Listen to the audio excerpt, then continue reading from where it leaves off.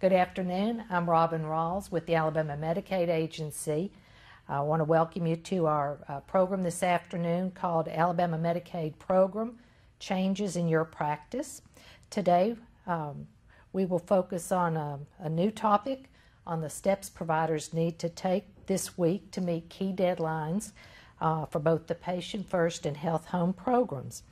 In this short presentation, we will review those deadlines and what providers need to do. We will also go over some of the questions that have been asked in past sessions. So, Medicaid program updates. I want to start with a quick review of the Health Home program, which is different from the regional care organizations that will start in 2016. Many people know the Health Home program as patient care networks. For about the past 2 years, Medicaid has operated 4 pilot programs that affect 21 counties. It has been a very successful program that has demonstrated great improvements to such things as ER overutilization, medication adherence, and other issues. On April 1, 2015, Medicaid will expand this program statewide so all counties may participate. This will be done through 6 probationary regional care organizations that have qualified to offer these services. Patient First providers who contract with a probationary RCO that has qualified to operate a health home program will be eligible for the enhanced case management fee for patients with certain chronic conditions listed on the slide. There are some important distinctions between Health Home program and the RCO program. The Health Home program provides intensive case management services for individuals with certain chronic conditions. It does not change how the doctors are paid in terms of the individual visits or procedures. That will continue as a fee-for-service program until October 1 of 2016. However, the physicians participating in the program will have the opportunity to earn an additional fee for case management. That will be an important change from the current Patient First program. Medicaid is also doing this and expanding the program to help probationary RCOs prepare to be full risk RCOs.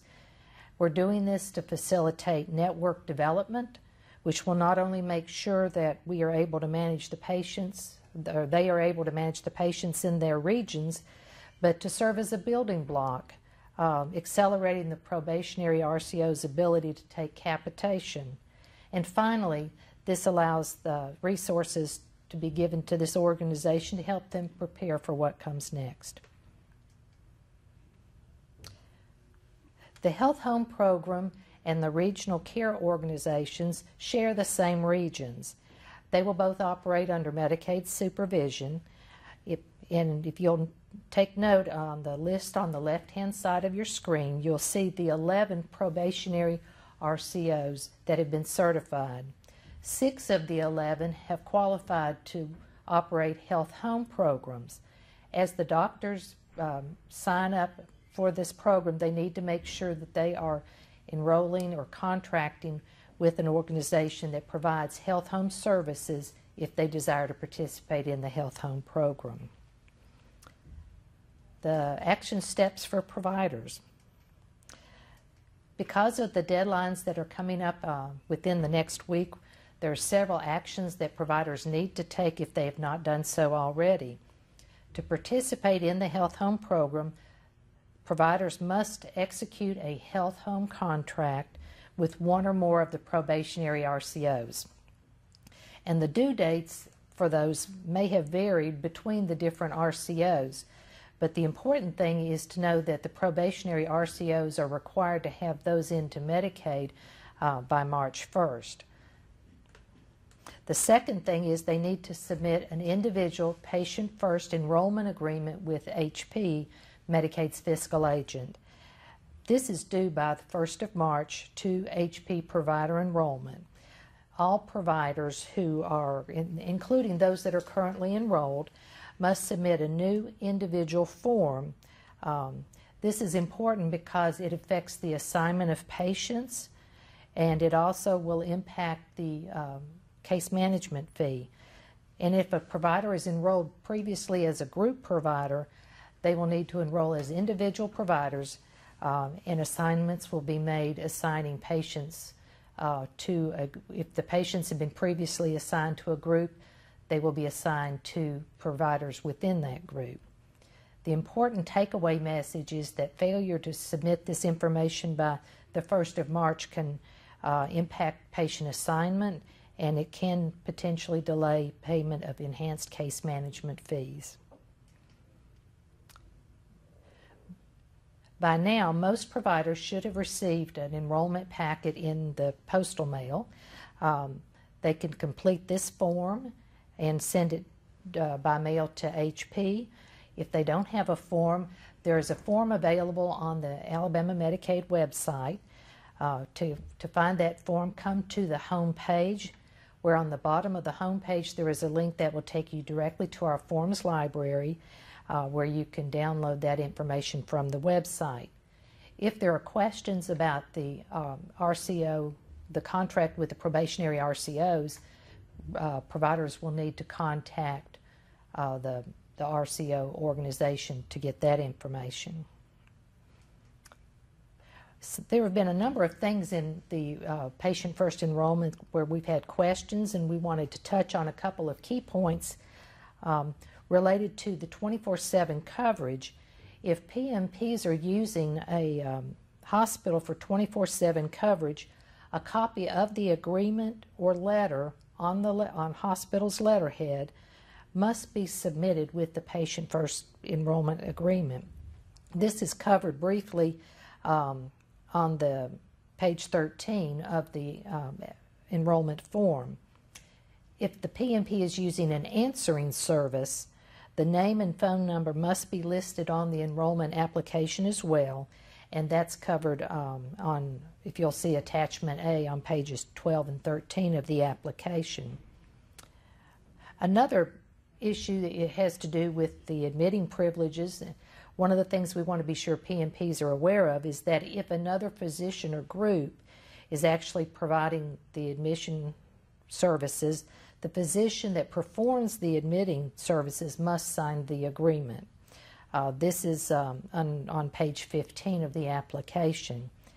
The other thing that the providers need to be aware of is that the ages admitted of the provider, let's say a pediatrician who sees children 0 to 18, must match the age range that services are provided for by the admitting physician. So they must match up with what is listed on file with Medicaid. This is also covered on page 15 of the application. In terms of the referral process, one of the things that is important for providers to be aware of is that starting April 1st, 2015, that all patient first providers need to use their individual individual NPI number on all Medicaid referrals beginning April 1.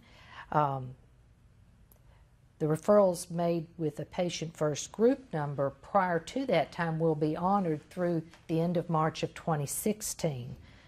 And then also all cascading referrals should identify the NPI number and the name of the recipient's PMP starting on April 1. Now, PMPs that have multiple locations, it is not necessary for them to fill out multiple forms unless the exception is unless it's a federally qualified health center or a rural health clinic, in which case forms will need to be completed for that. And FQHCs and RHCs not only have to submit the additional paperwork, but they are also limited to a maximum of 3 locations.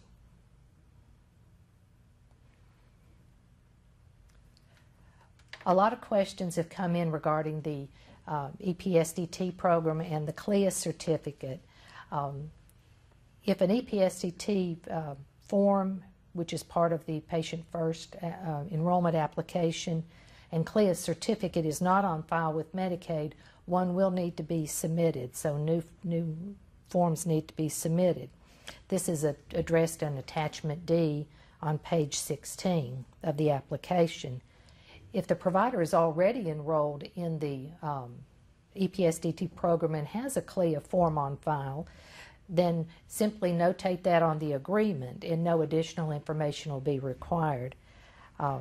If the agreement has been submitted without the CLIA certificate, it may be sent separately along with a cover letter so that the group and individual associated with that certificate can be linked up and credited.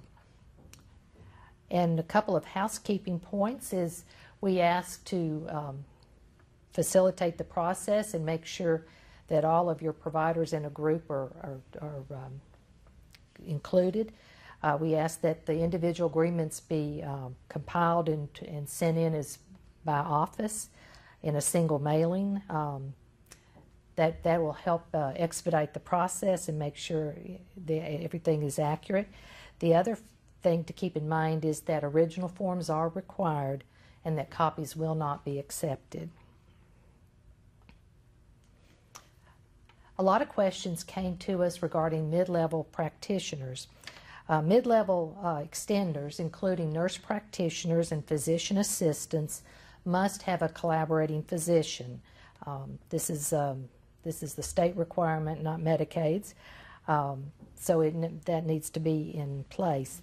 Each physician is limited to 2 extenders at this time. However, we are now in the process of seeking federal approval to change this so we can be aligned with the criteria outlined by the State Board of Medical Examiners. So to be aware that that we are working on this particular issue in hopes to have that expended in the near future. Regarding referrals by mid-level practitioners, all PAs and nurse practitioners must use the individual PMP's NPI number and name on all referrals, and that's necessary for the claims to process. And of course, a written patient first referral is not required when the enrolled PMP treats a patient assigned to another provider within that group's practice. I want to talk about some questions now, some that we had received. The first question is, our group has 4 pediatricians that were already enrolled as individuals rather than a group. Is it necessary for us to submit new applications? The answer to that is yes.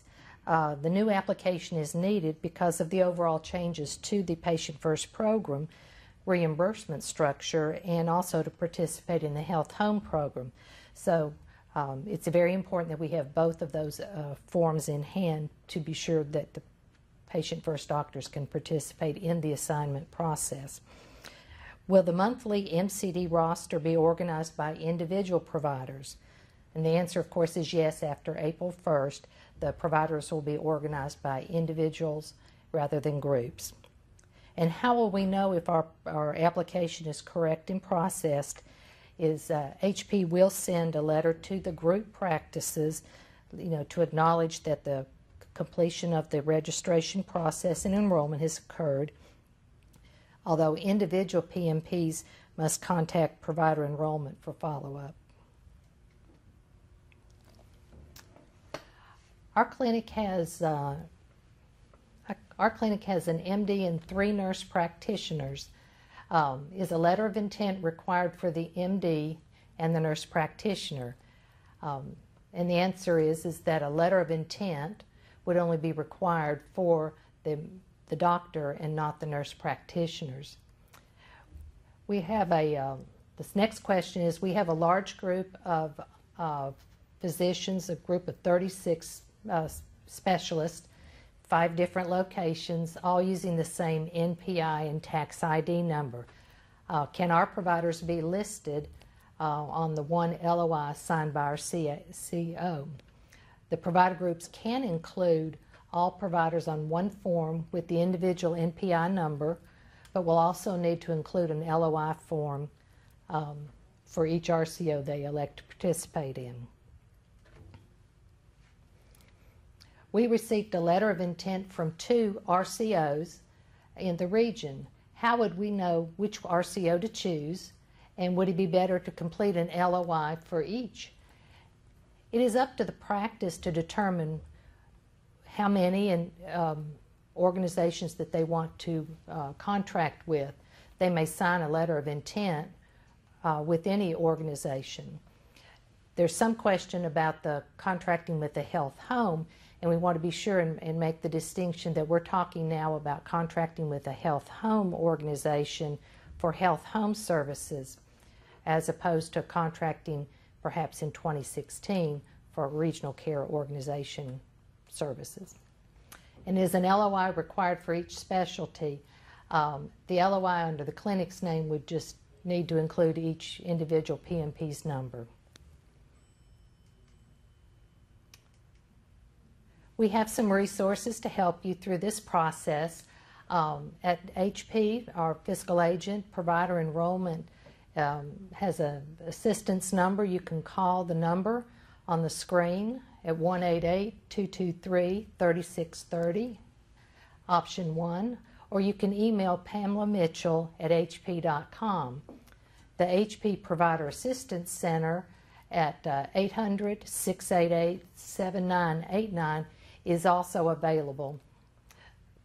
Questions related to the Patient First policy may be directed to either Gloria Wright or LaTonda Cunningham at Medicaid, and the email addresses are on the screen. And then to ask a question, just a general question about this process, you may email rcoportal@medicaid.alabama.gov for questions related to regional care organizations or any of the other related topics. Here are the numbers of our HP provider representatives. If you would like to dial in directly, they are available during the week. If not in the office, they will be happy to return your call. And just to wrap up today's presentation is a reminder that our goal is to have a seamless transition to the statewide expansion of our health home program. We believe it will be beneficial to providers and our recipients in many ways. But to do this, deadlines are important. You need to remember that we need our original enrollment agreement form to Medicaid by March 1st. And this may be different. You may have been requested this information previously or for an earlier time, but this is the time that we needed to have it turned in to us. And remember that failure to complete these requests can impact patient assignment and delay payment.